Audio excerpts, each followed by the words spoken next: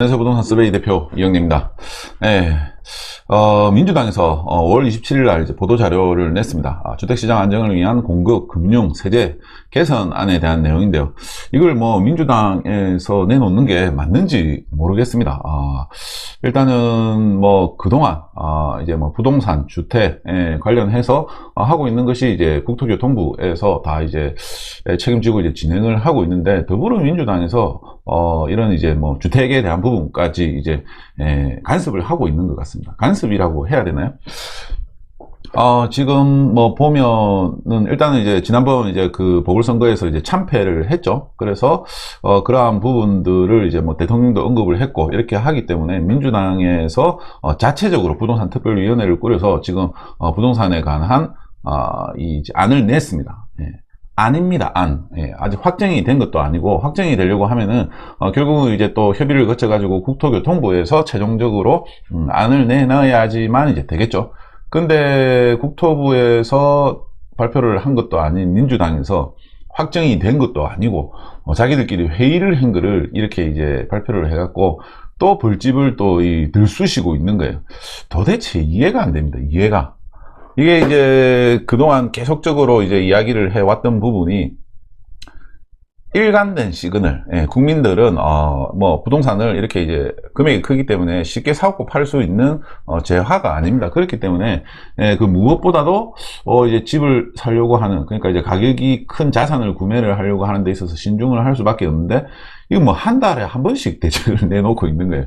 참 진짜 어이가 없죠. 그런데 계속 헛발질만 하고 있습니다. 그래서 저도 이거 보도 자료를 이제 발표를 하고 나서 이거를 뭐 이야기를 해야 되나 말아야 되나 생각을 했고, 뭐 어차피 또 이게 또 다 받아들여질 것도 아니기 때문에 뭐 크게 신경은 안 쓰고 있었는데요. 뭐 시간이 남아서 일단은 뭐 제가 보기에는 이게 이제 그룹 계열사들이 이렇게 쭉 있는데, 뭐 이제 주택을 담당을 하는 뭐 이 이제 회사의 옆에 있는 계열사가 지금 감나라 배나라 이렇게 이제 하고 있는 형태예요. 뭐 한편으로는 그렇게 보면 지금 국토부의 힘이 그만큼 이제 또 많이 줄었다라고 이제 볼 수가 있겠죠. 지금 이제 얼마 전에 국토부 장관이 이제 그 노영욱 장관으로 이제 교체가 됐는데, 뭐 이래저래 이제 뭐 불법 전입신고라든지 뭐 다양한 어쨌든 이제 이슈가 있는 상황이다 보니까 뭐 패싱을 한 게 아니냐, 뭐 이런 생각이 듭니다. 그러니까 이게 지금 국토부에서도 나름 뭐 신경을 써서 또 이제 준비를 하고 있을 건데, 이 민주당에서 중간에 자기들은 이렇게 생각을 하고 있으니까 뭐 이런 것들 감안해줘 하고 지금 이제 이야기를 하고 있는 거하고 똑같은 거잖아요. 그러면은 국토부에서는 이제 객관성을 이제 잃어버린다라는 거죠. 내가 뭐 A로 이제 하려고 하고 있는데 B로 이야기를 하니까 과연 그 전에 이제 진행하던 게 이제 맞느냐 안 맞느냐 이런 고민들을 이제 할 수밖에 없겠죠. 그렇게 되다 보면은 결국은 뭐 누더기가 될 거예요. 그래서 참 이게 지금 4년이 넘도록 첫 시작부터 해서 끝까지 일하고 있습니다. 이 진짜 집값을 잡을 수가 없습니다. 이렇게 해가지고는 내년 뭐 대선 총선까지 해가지고 집값을 잡는다는 계획이 아니고 뭐 오히려 더 올리겠다 뭐 이런 이제 좀 생각인지, 도대체 무슨 생각인지 알 수가 없습니다. 알 수가. 그래서 이 보도자료에 대해서 이제 좀 살펴보도록 하겠습니다. 일단은 크게 보면은 공급, 금융, 세제 이 세 가지로 이제 발표를 했습니다. 발표를 했는데, 공급 지금 이제 정부에서도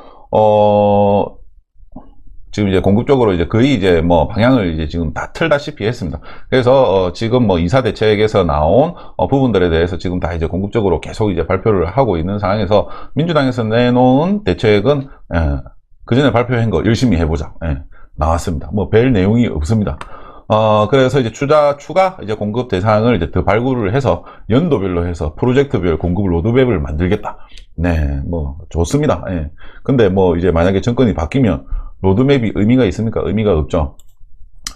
그리고 요번에 또 이제 선거 참패 원인으로 해서 이제 집값이 많이 오르다 보니까 집을 못 산다. 그래서 주거 사다리를 걷어찼다. 이런 이제 불만에 대한 여론들이 많다 보니까 내놓은 게 이제 대출을 조금 완화를 해주겠다.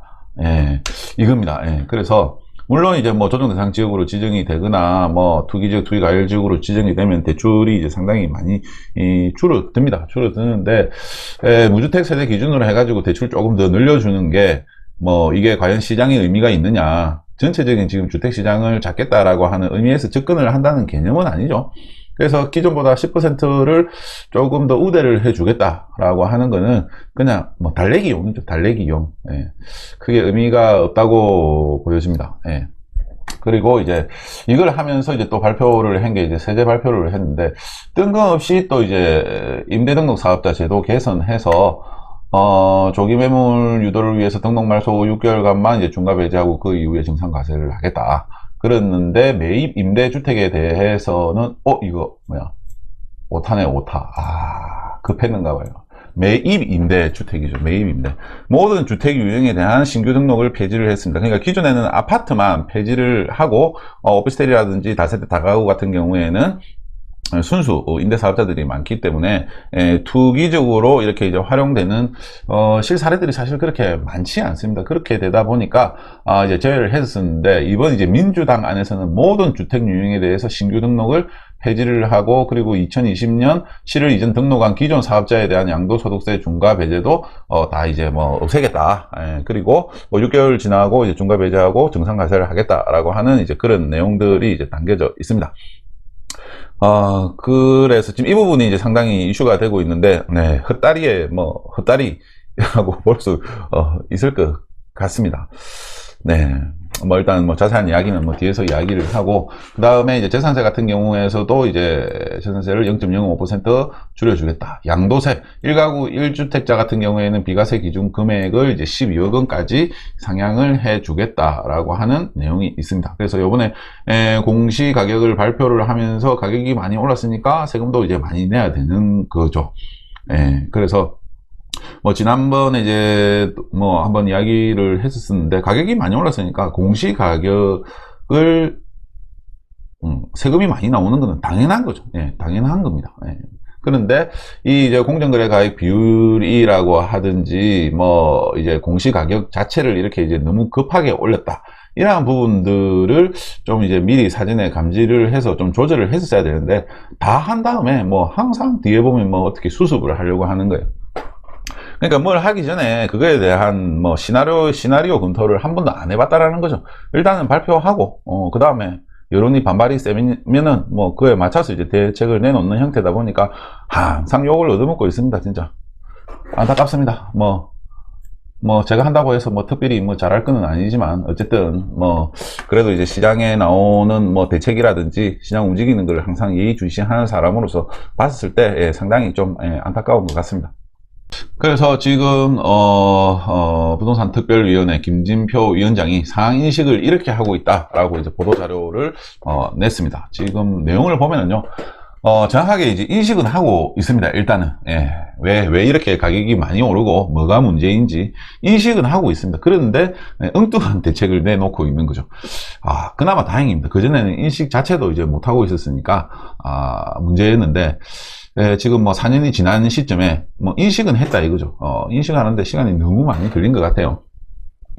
그렇게 해놓고 또 엉뚱한 걸 내놨습니다. 일단 상황 인식은 김진표 위원장이 어떻게 하고 있느냐.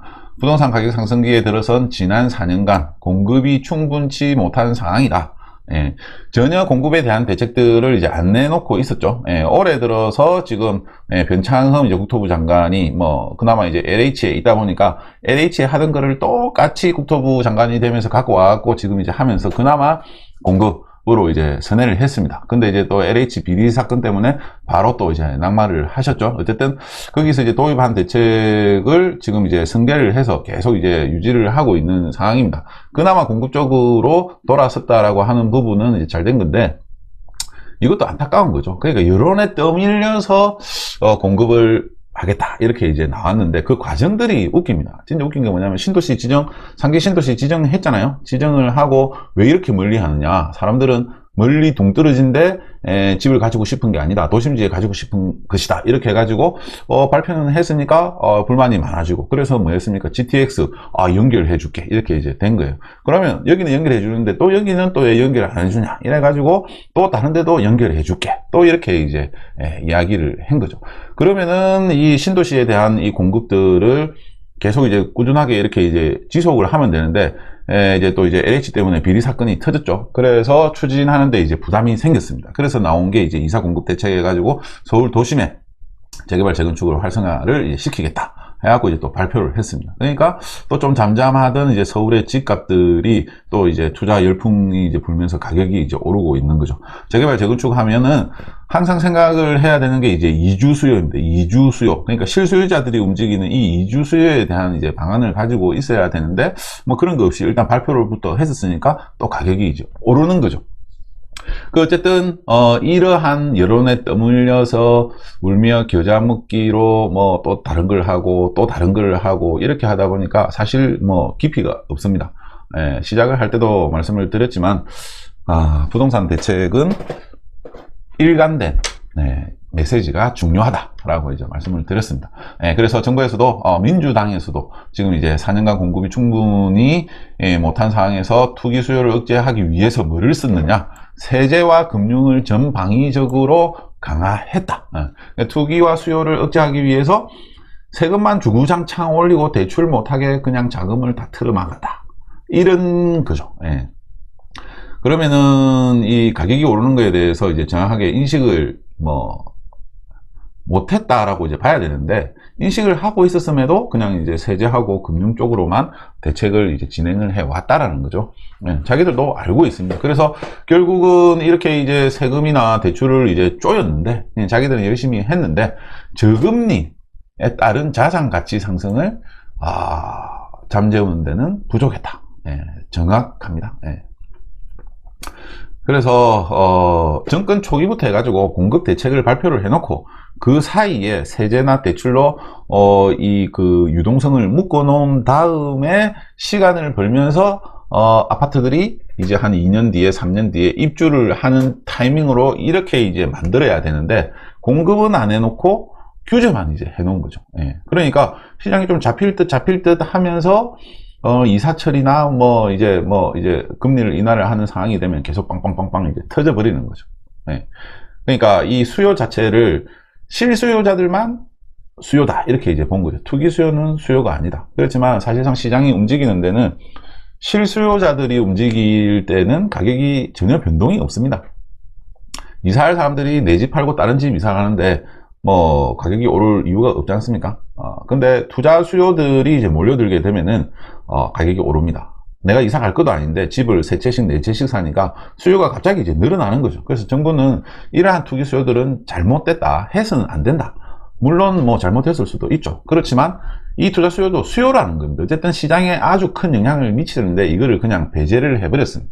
그래서 그러한 부분들 때문에 정책이 이제 실패했다 이렇게 이제 볼 수가 있고, 그러면 이제 이렇게 인식을 하고 있으면은 제대로 된 대책을 내놔야 되는데, 결국 무주택자의 내 집 마련이나 1주택자의 이사 목적 대책 주택 취득이 어려워지는 등의 역효과가 발생했다.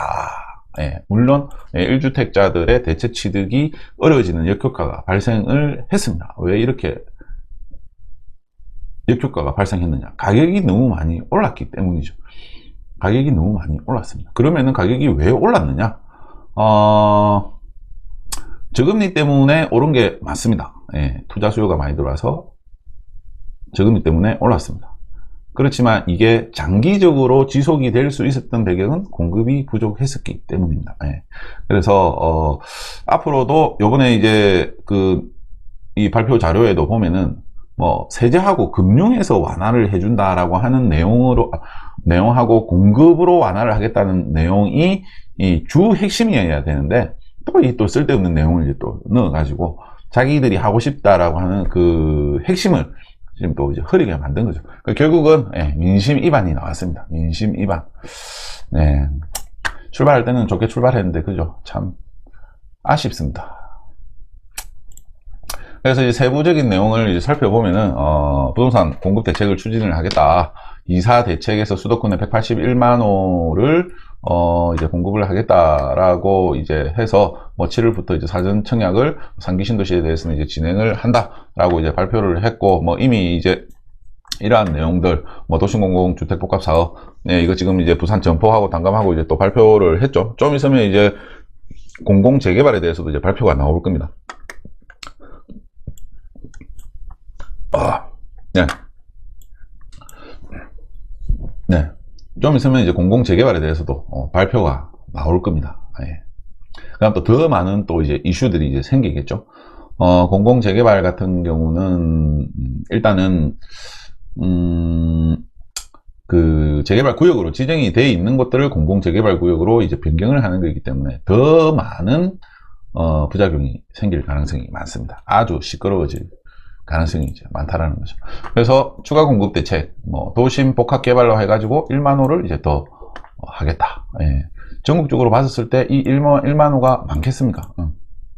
안 많죠. 시범사업 부지를 확보를 하겠다. 누구나 집 시범사업 추진을 통해서 1만 호를 하겠다. 누구나 집은 신혼부부 및 생애 최초 주택 구입자가 집값의 6에서 20%로 10년간 장기 임대 거주한 후 최초 입주 시 가격으로 분양을 하겠다.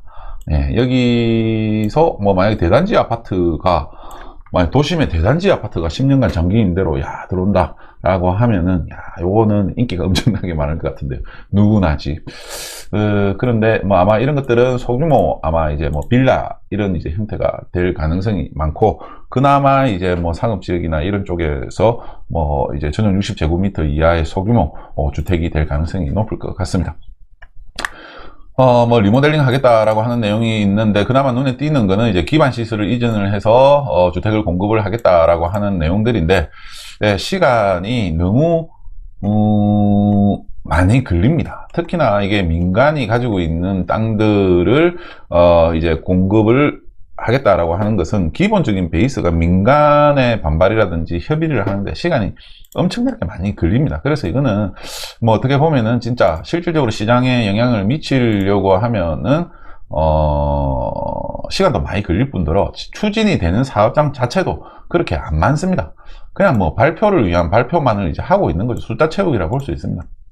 그래서 저는 이 부분에 대해서 그렇게 이제 긍정적으로 이제 생각은 안 합니다.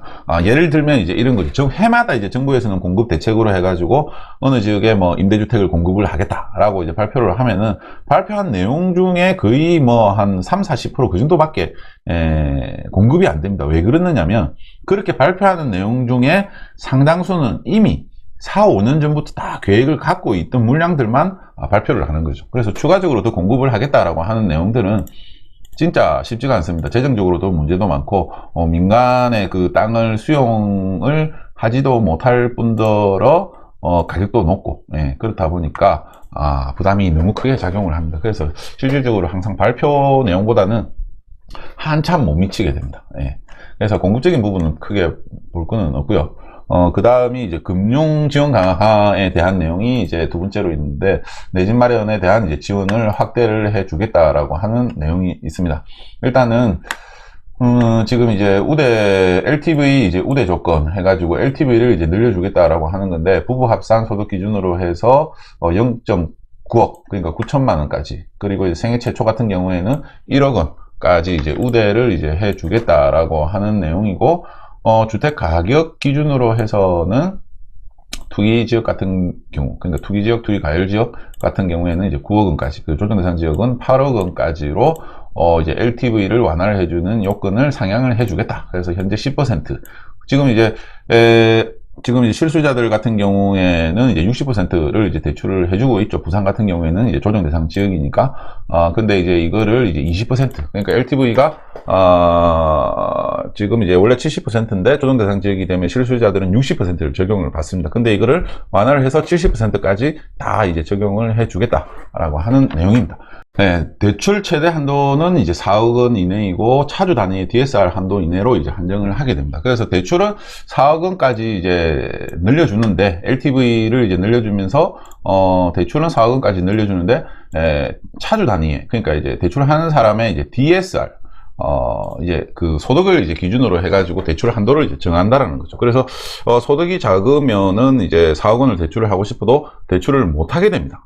그렇기 때문에 이 부분 때문에 이제 좀 실효성 자체가 이제 상당히 많이 떨어진다라고 이제 볼 수가 있습니다. 그래서 지금 이제 개선안 해가지고 투기 지역이라든지 투기 과열 지구 같은 경우에는 9억 원 이하의 이제 주택에 대해서는 이제 6억 원까지는 60%를 대출을 해주고, 그리고 나머지 초과 3억 원에 대해서는 이제 50%를 이제 LTV로 적용을 해주겠다는 내용이 있습니다. 조정 대상 지역 같은 경우에는 이제 5억 원까지는 70%를 적용을 하고, 5억에서 이제 8억 원 같은 경우에는 60%를 적용을 해줍니다. 그렇기 때문에 투기지역이나 과열지구보다는 조정대상지역에서 대출이 조금 더 나옵니다. 그렇지만 지금 이제 4억 원이 이제 한도이기 때문에 4억 원을 넘는 이제 뭐 고가주택을 이제 매입을 할 때는 대출 자체가 이제 좀 상당히 뭐 여전히 이제 어려운 상태라고 이제 볼 수가 있습니다. 예, 그래서 지금 보면은 이제 청년, 신혼부부 등 주거 취약계층에 대한 추가 방안으로 주택금융공사에서 이제 청년층에 대출 지원을 확대를 하고, 보금자리론 대출 지원 한도를 3억 원에서 이제 3억 6천만 원까지 상향을 해주겠다라고 하는 내용을 담고 있습니다. 예, 그래서 사실상 뭐 대출에 대한 부분이 그렇게 이제 크지는 않고, 뭐 실수요자들 같은 경우에는 이사를 갈 때 대출이 조금 모자랐었던 부분이 조금 더 늘어난다. 그렇지만 지금 같은 경우에도 뭐 소득만 괜찮으면 뭐 대출은 이제 어느 정도 나오다 보니까 크게 뭐 시장에서는 영향을 미치기는 이제 좀 어려울 것 같고요. 그 다음에 이제 주택임대사업자 이제 제도 개선해가지고, 내용이 있는데, 이게 완전히 이제 시장을 이제 오판을 하고 있는 내용입니다. 전월세 시장 안정화를 위해 도입된 등록임대사업자 제도는 임대료 인상 5% 제한 공적 의무를 부과하는 대신에 다양한 이제 세제 혜택을 제공을, 했었는데요. 일단은 종부세 합산 배제, 양도세 중과 배제, 임대소득세 감면, 취득세, 재산세, 건강보험료 감면 등에 따라서 이거를 이제 보장을 이제 해 줍니다. 그럼 뭐 이런 것도 없으면은 임대사업자를 왜 하죠? 그러니까 지금 다세대 주택이나 다가구 같은 경우에도 보면은 수익률이 뭐 거의 3%대입니다. 뭐 3%대 정도인데, 이게 뭐 이제 공실, 중개수수료, 그리고 청소비, 이것저것 이제 나가는 재산세, 뭐 이런 것들 이제 다 포함을 하게 되면은 수익률이 더 떨어집니다. 그러니까 뭐 예금 이자보다 조금 더 높은 수준일 텐데, 지금 이제 6월 달부터 해가지고 또 전세 신고제가 이제 다 도입이 되죠. 그러면은 임대소득이 또 다 이제 노출이 됩니다. 뭐 돈 버는 거, 노출하는 거 투명하게 공개하는 거 저는 좋다라고 이제 보여집니다. 그렇지만 어쨌든 이게 뭐 임대료 이제 제한이라든지 뭐 그리고 이제 시장에 이 소형 주택을 이제 임대주택으로 공급을 한다라고 하는 취지가 있기 때문에 뭐 좀 인정을 해줘야 되는데, 그걸 이제 다 없애겠다라는 거예요. 그래서 과도한 세제 지원으로 임대사업자가 폭증하면서 부동산 시장 불안이 높아지자 관련 세제를 이제 지속적으로 정비를 하겠다. 뭐 좋습니다. 그러니까 이제 자기들이 현 정부에서 이제 임대사업자 혜택을 대폭 완화를 시켜주면서 방송에 나와서 임대사업자 다 등록을 해라라고 그렇게 부추겨 놓고, 지금 이제 또 못하겠다고 이렇게 이제 다 없던 일로 이렇게 이제 이야기를 하고 있습니다. 그러면 최소한 이런 걸 이제 이야기를 하려고 하면, 그전에 우리가 뭐 발표를 했는데 뭐 그거에 대한 이제 부작용, 뭐 잘못 이런 것들을 인정을 하면서 이러한 부분들을 이제 부분적으로 감면을 이제 적용을 하겠다, 이런 형태로 이제 하면 되는데, 그것도 이제 국토부에서 해야죠. 뭐 민주당에서 뭐 자기들끼리 이야기하는 거 원래 말만 하는 거잖아요. 국토부에서 발표를 해야지 실행에 대한 이제 권한이 생기는 거지, 의견만 지금 내가지고 진짜 이해가 안 됩니다. 일단은 그 임대사업자가 지금 136만 호까지 2018년 기준으로 해갖고 많이 늘었습니다. 이렇게 해서 지금 이제 710 부동산 대책에서 단기 민 아파트 임대주택 제도를 이제 폐지를 했습니다. 폐지를 했는데, 아파트는 폐지를 했는데, 지금 이제 다세대, 다가구, 오피스텔 같은 경우에는 이제 폐지가 안 됐습니다. 인정이 되고 있는 거죠. 그래서 8년 임대하는 이제 다세대, 다가구, 오피스텔 같은 경우에는 현재도 이제 주택임대사업자가 적용을 받고 있습니다. 그랬는데, 지금 이제 보면은 이 임대사업자 때문에 등록임대사업자의 과도한 세제 혜택으로 인한 매물잠김 현상에 대한 비판이 더욱 커진 상황이다. 그러니까 매물이 안 나오고 있다, 이렇게 이제 인식은 하고 있는 거예요. 그러면 왜 매물이 안 나오고 있습니까? 양도세가 너무 크니까 못 팔고 있는 거잖아요. 그죠? 그러면 양도세를 완화를 해줘야지. 이거는 지금 6월달부터 해갖고 양도세는 더 이제 올라가게 이제 되고, 최고 지금 이제 6월달부터 해서 75%까지 양도세를 이제 부과가 되는데, 이러한 부분들을 완화를 시켜줘야지 매물이 나올 건데, 엉뚱한 이 임대사업자가 가지고 있는 주택을 처분을 안 하면은, 혜택을 안 주겠다. 이런 식으로 지금 임대사업자한테 책임을 떠넘기고 있는 거예요. 그 요즘에는 이제 뭐 투기꾼들 이런 이야기 안 하잖아요. 그죠? 뭐 갭투자 투기꾼들. 이런 이제 투기꾼에서 이게 이제 임대사업자로 지금 이제 이 관심이 넘어간 겁니다. 네. 그랬는데 참 이것도 헛다리. 전혀 시장에 도움이 안 된다라는 거죠. 일단은 개선사항은 모든 주택유형에 대한 신규 등록을 폐지를 하겠다. 임대사업자 이제 없다. 그리고 이제 2020년 7월 이전에 등록한 기존 사업자의 양도소득세 중과 배제 혜택도 정비를 하겠다. 그러면은 이 자연 말소가, 그러니까 이제 자동 말소가 되면은 이제 임대 양도소득세 이제 중과 적용을 안 받기 때문에 당연히 이제 팔려고 매물로 나오지 않겠습니까? 그죠? 그러면은 이제 자동 말소를 이제 하는 경우에 같은 경우에도 양도소득세 면제 혜택을 줘야지 매물로 내놓죠. 이 혜택을 폐지를 하면은 말소가 됐다고 하더라도 팔겠습니까? 양도소득세를 많이 내야 되는데 안 팔죠. 그러니까 참, 물론 정부에서도 양도소득세 중과를 줄여야 된다는 것을 알고 있습니다. 그렇지만 이거를 없애면은 자기 이 정책의 근간이 흔들린다 라고 하는 이유 때문에 지금 이제 폐지를 못하고 있는 것 같습니다. 그러니까 시장은 잡힐 리가 없다는 거죠. 그 부산이 지금 또 지금 이제 5월 뭐 중순 이후부터 해서 또 좀 꿈틀꿈틀 하고 있습니다. 지금 이제 6월달부터 양도세 중과가 되니까 그 전에 이제 팔 매물들이 이제 다 이제 나왔던 거죠. 그런데 시장에 영향이 별로 없었습니다. 저도 지금 저도 지금 상반기에 2개를 정리했거든요. 다 정리를 했습니다. 그래서 이제 1주택만 남았습니다. 종부세에 이제 부담을 이제 줄이려고요. 그래서 이제 많이 줄었습니다. 그래서 그러면은 이렇게 이제 파는 사람은 왜 파느냐? 가격은 오르기가 어렵고 괜히 이 주택수에 포함이 돼서 세금만 더 늘어나니까 파는 거예요. 근데 제가 파는 거는 별로 뭐 이게 이제 뭐 1억 이하짜리도 있었고 1억 2개 다 이제 1억 이하짜리고 뭐 다른 지방이고 이렇게 이제 되다 보니까 정리를 이제 했는데, 만약에 이 2개가 시세 차익이 뭐 한 3억 정도까지 된다 이러면은 안 팔겠죠. 양도세 중과 내면서 뭐 누가 팔겠습니까? 그 중에 이제 한 개는 그 이제 8년 장기 임대주택으로 이제 등록을 했었던 겁니다. 그런데 이제 자진 말소를 했죠. 자진 말소를 하고 그냥 정리를 했습니다. 귀찮아가지고. 그런 상태인데, 저 같아도 양도세 중과이면 안 팝니다. 그러니까 이렇게 이제 세제를 적용을 한다 해가지고 시장에 매물로 나올 리는 전무하다라는 거죠. 그러면은 시장의 효과는 못 보고 지금 이제 뭐 다세대 다가구 오피스텔 가지신 분들한테 욕만 얻어먹는 거예요. 효과는 없고 욕만 얻어먹는 거죠. 이런 상황에서 이게 이제 재산에 대한 침해에 대한 부분이기 때문에 뭐 내년 선거 때까지 이 기분이 좋게 갈 일이 있겠습니까? 참 잘하고 있습니다. 의무 임대기간 끝나면 추가 연장 없이 증상 과세하겠다. 그래서 기대 효과는 뭐냐? 자진 말소된 주택은 전국에 46만 8천호에 이르지만 실제 시장에서 매매된 사례는 미미하다.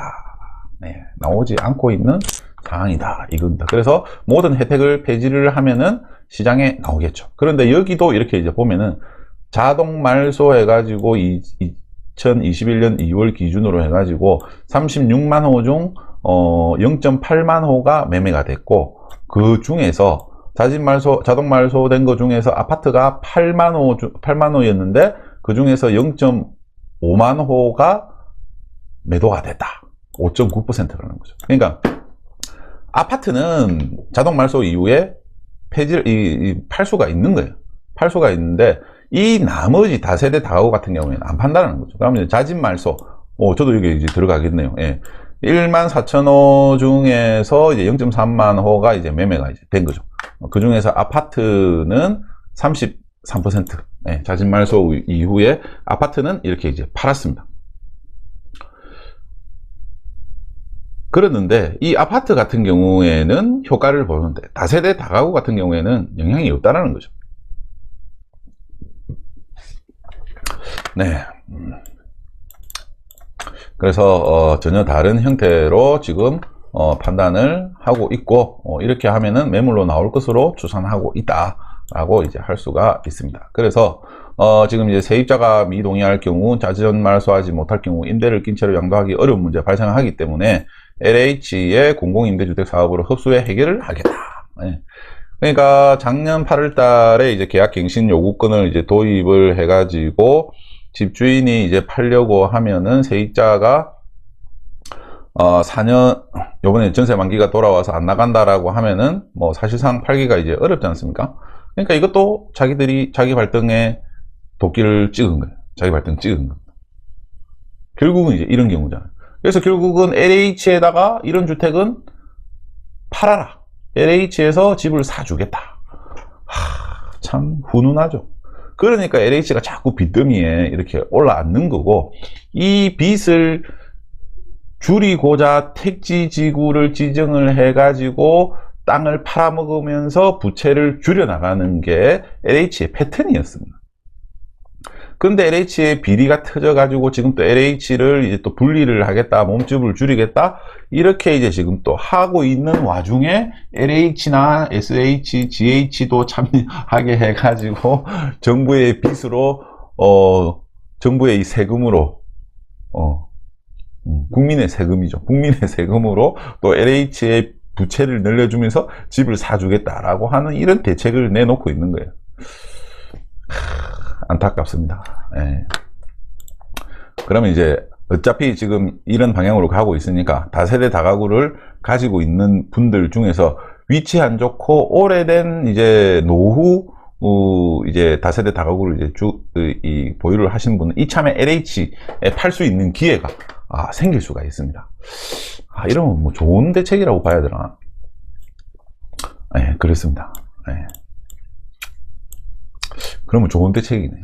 되게 지금 이 공시를 많이 생기고 못 팔고 하는 경우들이 많거든요. 예. 그래서 요번 기회에 어쨌든 이런 이제 주택들 같은 경우에는 최대한 이제 정부에서 예산을 집행을 해갖고 많이 매입을 하려고 하기 때문에 팔 수 있는 절호의 찬스가 될 것 같습니다. 네. 이런 부분을 지금 이제 LH에서 나오는 이런 이제 그 매입 계획에 대해서 좀 관심을 가질 필요가 있을 것 같습니다. 네, 그렇게 해서 이렇게 지금 이제 크게 보면은 공급, 세제, 임대사업자 혜택 다 없애서 매물로 유도를 하겠다.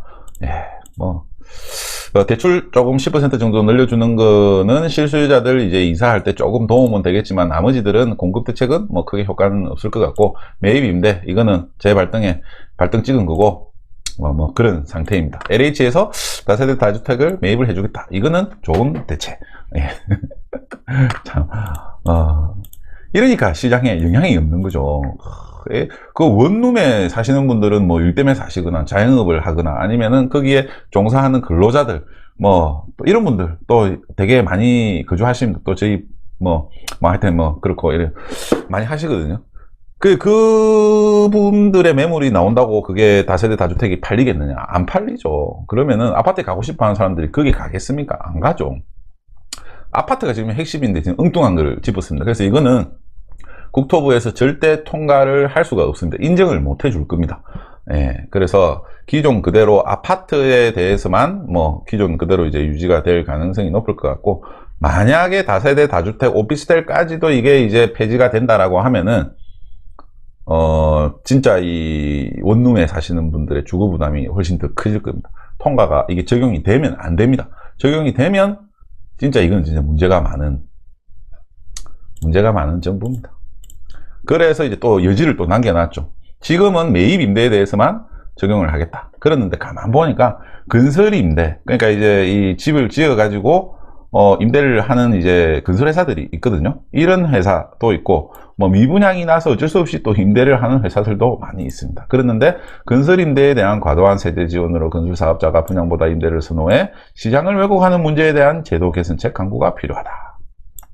그러니까 한마디로 건설 회사들이 임대주택을 많이 지어서 이게 아파트 가격이 많이 오르고 있다. 이렇게 이제 판단을 한다라는 거죠. 뭐 전혀 아닌 내용이죠. 그냥 이제 갖다 붙이는 거죠. 그 옛날부터 해가지고 건설 사업자가 마음에 안 들었는데 이참에 임대 사업자를 이제 손을 보면서 건설 사업자들까지도 이제 끌고 들어가는 이런 이제 모양새가 지금 되고 있는 거예요. 네, 조만간에 이제 건설 임대 사업자에 대한 이제 또 규제책이 나올 거를 예고를 했습니다. 네. 그래서 좀 전체적으로 시장 안정화를 기대하기는 이제 좀 어려울 것 같습니다. 하반기가 되면. 그래서 지금 이제 이 신고가 아파트들이 계속 나오는 게, 가격이 많이 올랐는데도 많이 나오는 게 매물이 없어서 신고가 아파트가 나오는 거거든요. 그럼 대출도 규제한 상황에서 신고가를 사시는 분들은 진짜 실수요자예요. 진짜 실수요자. 그럼 나중에 금리 오르고 가격 떨어지면 이 사람들은 뭡니까? 완전히 진짜 최고가에서 그냥 잡은 거예요. 진짜 뭐 이 부분은 나중에 다시 한번 말씀을 드리도록 하겠습니다. 네, 오늘은 여기서 마무리를 하고, 민주당에서 이런 식으로 정책에 관여를 하는 거는 진짜